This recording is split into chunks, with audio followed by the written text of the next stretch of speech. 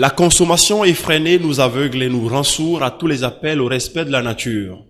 Dans un monde en pleine mutation climatique, il faut pouvoir s'arrêter un moment pour s'interroger sur l'équilibre adéquat qui devrait exister entre les modes de production et de consommation et le respect de l'environnement. Cela passe par la recherche d'un modèle de croissance alternatif qui respecte les écosystèmes. C'est donc à cela que vont réfléchir chercheurs universitaires, praticiens et producteurs lors de ce salon international. Nous allons écouter le mot de son Excellence, l'ambassadeur de l'Allemagne au Togo. Monsieur l'ambassadeur.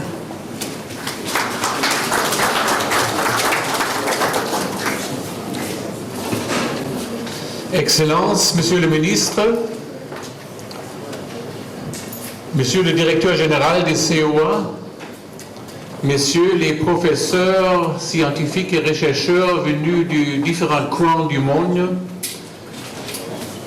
Mesdames et Messieurs, chers invités, c'est un grand plaisir pour moi, comme ambassadeur d'Allemagne, de dire quelques mots aujourd'hui pour la conférence Sistra Bioeco. Ce que me donne le droit de prendre la parole, c'est la coopération germano-togolaise au centre COA. Et bien sûr, cette année-là, nous avons vu, il y avait beaucoup de relations entre l'Allemagne et le Togo. Nous avons commencé avec la visite du ministre de la Coopération début de janvier, et ça se terminait avec la visite présidentielle à Berlin mi-juin de cette année. Donc, on peut vraiment constater que les relations entre l'Allemagne et le Togo ont vraiment recommencé d'une bonne façon. Mais ce qui est vraiment important pour les relations entre deux pays, ce ne sont pas seulement les relations entre les deux gouvernements, mais il faut aussi les relations entre les sociétés civiles. Il faut aussi les relations culturelles. Il faut aussi les relations scientifiques. C'est pour ça que beaucoup de gens sont venus ici à Lomé pour partager leur expérience avec les collègues ici à Lomé qui font l'effort de préserver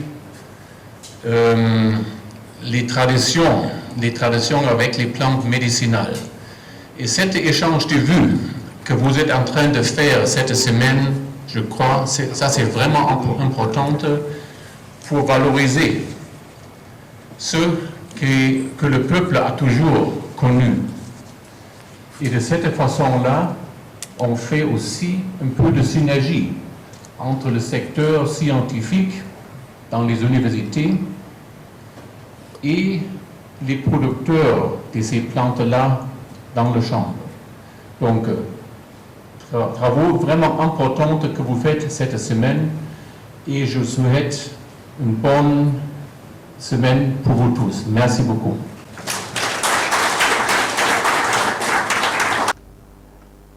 Monsieur le représentant du ministre de l'Environnement et des Ressources forestières,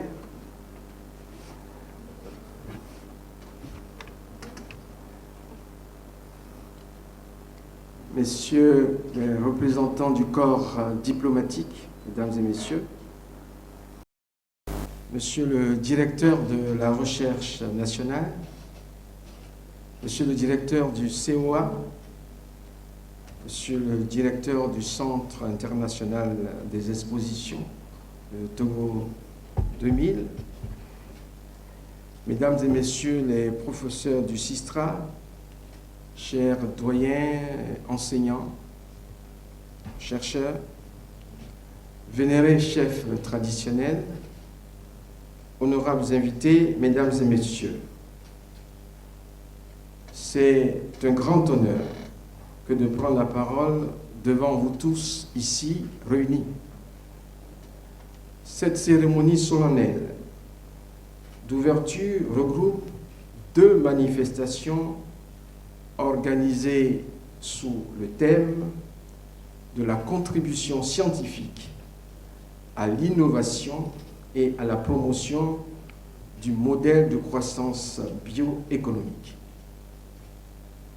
Le Salon international des savoirs traditionnels et bioéconomiques regroupe en effet un colloque scientifique et un espace d'exposition des produits et savoirs respectant l'environnement, la biodiversité, la biodégradabilité, la santé, la cohésion sociale, l'équité des transactions commerciales, la durabilité du développement et une industrialisation reposant sur des sources énergétiques renouvelables ou inépuisables.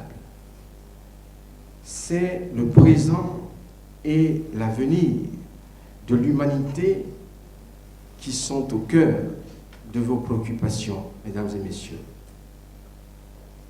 Des préoccupations qui sont aussi les nôtres, puisque, pour rendre la maxime latine, pour reprendre la maxime latine, rien de ce qui est humain ne peut nous être étranger. Merci.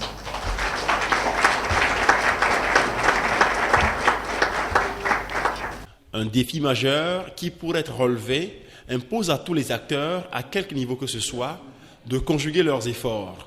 Le ministre togolais de l'enseignement supérieur salue à juste titre cette initiative du Centre omnithérapeutique africain. Puisque notre modèle de développement a montré ses limites ces dernières années, ses carences, voire ses perversions, les décideurs de tous ordres, politiques, économiques, scientifiques, ont le devoir de travailler en synergie pour tenter de contenir les risques liés aux crises qui ne manqueront pas de s'annoncer encore. Le temps n'est plus à la compartimentation des savoirs et des réponses, mais à une vision holistique des défis et des solutions.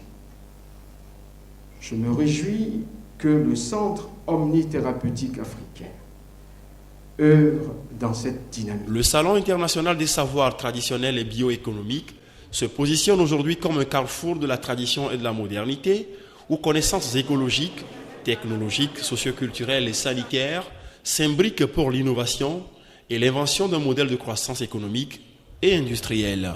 Il y a toujours important d'avoir pour les relations entre deux peuples, les relations entre les gouvernements, mais aussi entre les deux sociétés civiles, entre les chercheurs, entre les scientifiques. Et donc ici, le Centre omnithérapeutique africain, on a là-dedans la coopération germano-togolais. Et donc je suis heureux que cet atelier ici fait connecter le peuple allemand, le peuple togolais, mais aussi des chercheurs de plusieurs pays du monde. Donc, il y a ici des professeurs, des chercheurs allemands d'Allemagne. Ils ont fait une petite excursion déjà au nord pour connaître les plantes traditionnelles qu'on utilise. Et donc ça, c'est l'échange des vues des deux partenaires qui va enrichir les Allemands et les Togolais. Donc c'est la coopération scientifique. Donc l'importance est de savoir ce qu'on a utilisé toujours, de savoir quelles choses sont là-dedans qu'on peut utiliser aujourd'hui pour la médecine. Et le défi, c'est vraiment de préserver ce qu'on a et d'utiliser cela pour l'humanité. Nous avons un potentiel énorme de savoirs multiséculaires qui sont là et qu'il faut connaître, redécouvrir et valoriser. Il importe que les scientifiques justement se mettent sur ces créneaux afin de mettre au point des technologies, des pratiques qui sauvegardent notre planète tout simplement, notre humanité. Parce que les modes de consommation que nous avons aujourd'hui ont montré leurs limites.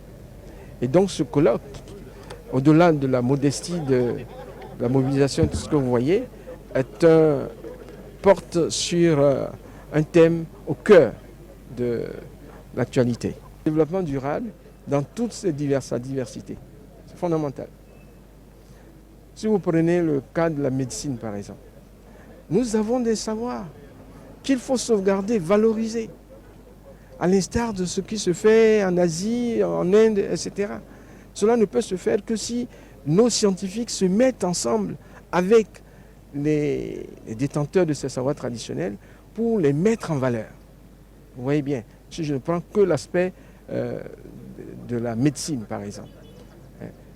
Toutes les plantes, la variété des plantes qui existent, il faut les sauvegarder, faire en sorte que ça ne soit pas détruit.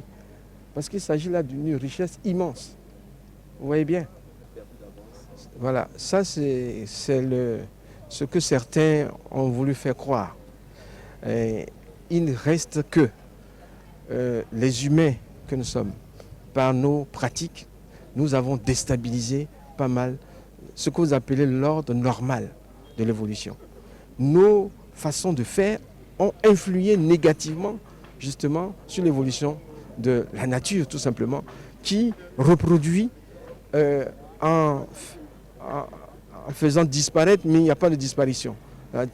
Il y a un cycle perpétuel de recommencement. Mais ce n'est pas le cas aujourd'hui. Alors, évidemment, on peut se projeter dans l'avenir lointain et dire que, oh bon, on s'agite pour rien.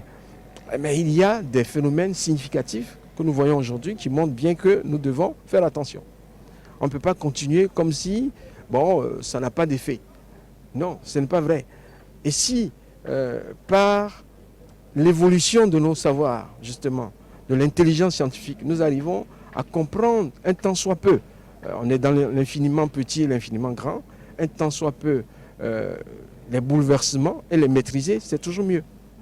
Si vous avez un tremblement de terre à un endroit où vous n'avez jamais connu, vous allez dire non, c'est l'ordre normal des choses, vous vous attendez. Non, il faut anticiper.